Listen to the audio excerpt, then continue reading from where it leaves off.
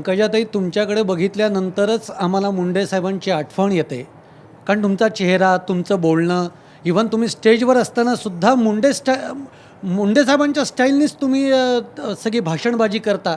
मला प्रश्न असंच विचारायचा आहे, की मुंडे साहेबांची अशी कोणती स्टाईल आहे, अशी कोणती छबी आहे, किंवा असं काय त्यांच्याकडनं तुम्ही घेतलेलं आहे, की आज राजकारणामध्ये तुम्हाला त्या सगळ्या गोष्टींचा उपयोग होतोय? आता मी त्यांच्याकडनं काही वेगळं असं विचार करून घेतलं नाही आहे. मी त्यांची मुलगीच असल्यामुळे माझ्याकडे ते नैसर्गिक आलेलं आहे.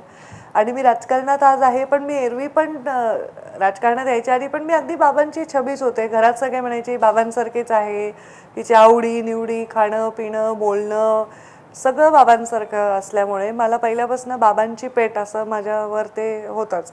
आणि मी त्यांची जास्त लाडकी होते. ते माझ्याविषयी खूप बायस्ड होते.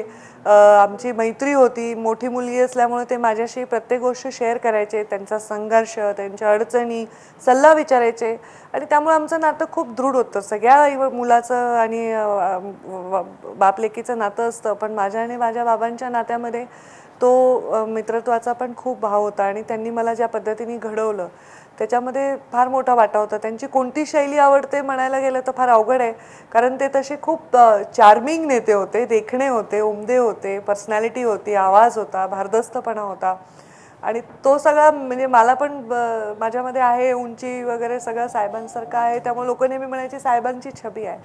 आता मी नकळत त्यांच्यासारखं वागत असेन ॲट टाइम्स, कारण मी खरंच त्यांना मिस करते. मला लोक म्हणतात की हल्ली तुम्ही साहेबांसारखं बोलता, साहेबांसारखी शैली आहे, बसता तशा, त्यांच्यासारखं एखादा विनोद करायचा असेल वगैरे. आता ते मला माहीत नाही नैसर्गिक आलं. त्यांची ती टाळी मागणे, ते असं हात करून बोलणे, केसातनं कंगवा फिरवणे, मिश्किल हसणे, एखाद्यावर टीका करताना त्याला ते बोचू नये म्हणून एक मिश्किल त्यांच्या चेहऱ्यावर भाव असायचे. फारच असं हां, एक्सप्रेशन्स बिलकुल, वगैरे बिलकुल त्यांचे पंकजाताई. फोटो खूप म्हणजे सुंदर कुठली यायचे. गोष्ट जर त्यांना विचारली, की "साहेब मुलाखत करायची देतो ना." असं ते त्यांची त्यांची एक लकब होती एक त्याला असं. स्टाईल हां, ती एक स्टाईल होती. पण म्हणजे मी सुरुवातीला जेव्हा पत्रकारिता करत होतो आणि मला पॉलिटिकल बीट जेव्हा मिळाला, आज दिनांक वृत्तपत्रामध्ये कपिल पाटील संपादक होते. त्यावेळेला साहेबांनी मला घरी बोलावलं होतं माझ्या एका आर्टिकलवर. त्यांनी जेवायला बोलावलं होतं. आमची चांगली मैत्री झाली होती. पण 3 महिन्यानंतर त्यांनी मला दुपारी फोन करून बोलावलं आणि मी दुपारी पोहोचलो रामटेकवर. तर त्यानंतर मी जसा त्या रामटेकच्या पायरीवर चढलो आणि साहेब खाली आले, "काय विलास तू हे काय केलं, ते काय बरोबर केलं नाही." आणि ती बातमी होती, की पंकजा मुंडे हे स्टुडंट युनियन आहे, त्याच्या काही सी-आर कॉलेजमध्ये जी-एस किंवा सी-आर झाल्या होत्या. तर ते म्हणजे पंकूविषयी बातमी लिहिली, तू लिहिली बरोबर नाही केलं विलास, असं त्यांनी मला म्हटलं होतं. पंकजा, खूपच जीव होता का तुमच्यावर? आणि तुमचाही साहेबांवर खूप जीव होता. कारण वारंवार 20 वर्षाच्या या सगळ्या प्रवासात तुमच्याविषयी बोलताना किंवा साहेबांशी मी जेव्हा बोललो असेल, तर तुमचा एवढा कसा जीव होता हा साहजिकच प्रश्न आहे. काय नेमकं होतं तुमच्यामधलं नातं? काही नाही, मुलगी होते त्यांच्यासारखी होते, त्यांना आवडायचं. आणि साहजिक आहे त्यांचा सगळ्यांवरच जीव होता. माझ्या मुलावर, माझ्या नवऱ्यावर, माझ्या दोघी बहिणी, प्रत्येकाला सांभाळायचे ते. खूप त्यांचा जीव होता. मी राजकारणात आल्यामुळे आमचं नातं जास्त लाईमलाईटमध्ये आलं आहे, पण त्यांचं प्रत्येकाशी एक नातं होतं. आणि मी मोठी असल्यामुळे कदाचित ते माझ्याशी इक्वली वागत होते घरामध्ये. आयुष्यामध्ये खूप गरिबीतून वर आले, अगदी पायात चप्पल नसताना 10-10, 15-15 किलोमीटर जाऊन शाळेत शिक्षण घेतलं.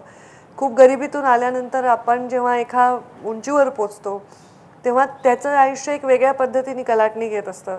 त्यामुळे कदाचित लहानपणापासून ज्या वंचित गोष्टी त्यांच्या आयुष्यामध्ये होत्या त्या त्यांनी आम्हाला द्यायचा प्रयत्न केला. आम्हाला नेहमी असायचे की मला शाळेत जायला चप्पल नव्हती, तुम्हाला गाडी लागते. म्हणजे ते इतके विनोदाने आपल्या आयुष्यातल्या दुःखांना वाट करून द्यायचे. आणि त्यांनी खूप संघर्षातून इथपर्यंत आल्यामुळे एक त्यांनी आम्हाला वाढवताना ते संघर्ष त्यांचा आमच्यात पण पेरला. आज आमच्यामध्ये जर तसे संस्कार नसते तर आम्ही या सगळ्या शॉकला झेलून पुढे जाऊ शकलो नसतो. त्यांनी आम्हाला खूप स्ट्रॉंग बनवलेलं आहे.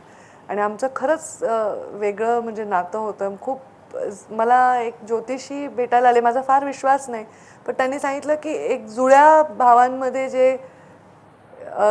जे नातं असतं तसं तुमच्या दोघांचं आहे, म्हणून साहेबांच्या मृत्यूनंतर तुम्हाला खूप त्याचा त्रासही होतो आणि साहेब कुठेतरी तुमच्यामधून आपल्या इच्छा पूर्ण करण्यासाठी सदैव तुम्हाला आशीर्वाद देतील.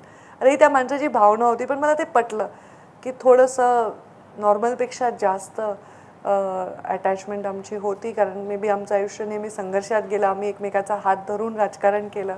सर्व जगाने सोडल्यानंतर माझ्याकडे ते अगदी आधार म्हणून बघायला लागले. इतकं त्यांनी मला महत्त्व दिलं आणि मला घडवलं. तर त्यांना फार विश्वास होता माझ्यावर. पंकजाताई, बाप से बेटा सवाई म्हणतात तसं गोपीनाथराव होते ते राज्याचे उपमुख्यमंत्री झाले होते, केंद्रात मंत्रिपदही त्यांना मिळालं होतं. तर तुम्ही जिल्हा बँक जिंकली, तुम्ही आज मंत्री आहात, तुम्ही तुमचे पक्के शत्रू जे असलेले जिल्ह्यातले त्यांना सगळ्यांना तुम्ही पुरून उरलात आज. तर एक वडील म्हणून त्यांचं काय स्वप्न होतं, माझी मुलगी काय व्हावी, काय एक स्वप्न काय होतं, काही त्यांनाही तुम्हाला राज्याच्या सर्वोच्च पदावर पाहायचं होतं का? त्यांच्या मनात काय होतं, तसं कधी बोलून दाखवलं होतं त्यांनी? काही कधी तसं बोलण्यात आलं नाही, पण नेहमी म्हणायचे की जे मी नाही करू शकलो ते कदाचित पंकजाच्या हातून घडेल. ते कधी निराशावादी नव्हते, ते नेहमी आशावादी होते. आणि ते सारखं म्हणायचे मी असू नसू तू तू उभी राहिली पाहिजे. असं का बोलायचे मलाही आत्ता वाटतं की का बोलायचे. त्यांनी मला कारखान्याचं चेअरमन बनवायचं त्यांच्या हयातीत त्यांचं स्वप्न होतं, पण त्यांच्या हयातीत ते शक्य नाही झालं. त्यामुळे मी जेव्हा कारखान्याचे चेअरमन झाले, आत्ता जिंकले, तेव्हा मी त्या खुर्चीवर बसल्यावर माझ्या अंगावर शहारे उभे राहिले.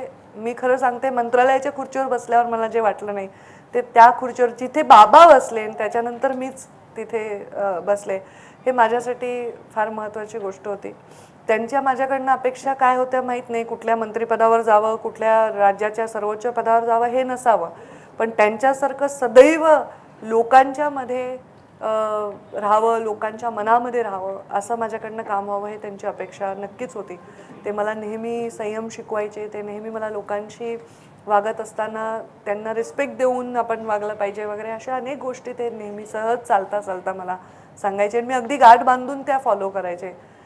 म्हणजे त्यांनी बोललेला शब्द म्हणजे पडत्या फळाची आज्ञा आहे. पटो किंवा न पटो मी करायचे तेच.